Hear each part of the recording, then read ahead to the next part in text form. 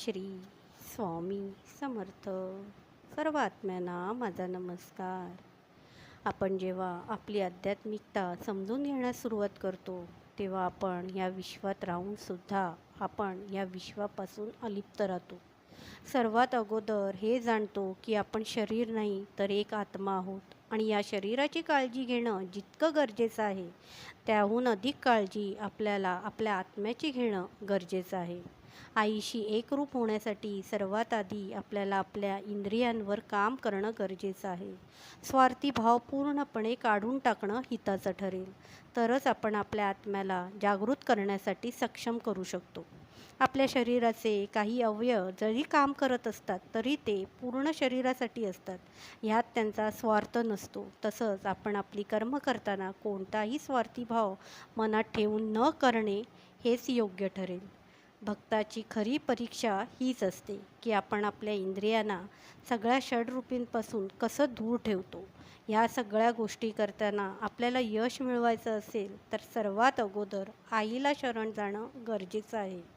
मनात स्वार्थी भाव न ठेवता कोणतीही अपेक्षा न करता आईची भगवंताची सेवा केली तर आणि तरच आपण आपल्या आयुष्यात खूप काही प्राप्त करू शकतो.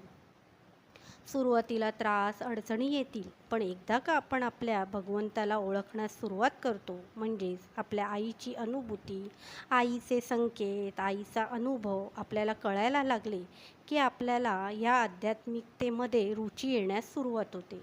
आणि जसजसं आपण आपली साधना वाढवू लागतो तसतसं वेगवेगळे अनुभव आपल्याला येऊ लागतात. आणि जो आनंद या भौतिक विश्वात मिळत नाही तो आनंद आपल्याला आपल्या अंतःकरणात मिळण्यास सुरुवात होते. आईच्या लीला हळूहळू कळू लागतात, समजू लागतात, उमजू लागतात. मग आपल्याला इतकं ज्ञान तर नक्कीच येतं की ह्या जगात आपण फक्त आईमुळे आलो आहोत. आईची इच्छा असेल तितके दिवस आपण ह्या विश्वात राहणार. म्हणूनच आपण आपल्या जीवाची म्हणजेच आपल्या शरीरापेक्षा आपल्या आत्म्याची काळजी जास्त घेतो आणि आत्म्याला आनंदी ठेवण्यासाठी जे काही करावं लागतं ते आपण करतो. कारण ह्यात आपलं मन रमायला सुरुवात होते. उदाहरणार्थ पूजा, प्रार्थना, नामस्मरण, जप, योगाभ्यास इत्यादी.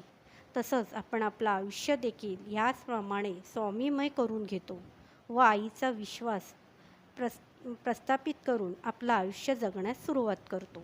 श्री स्वामी समर्थ.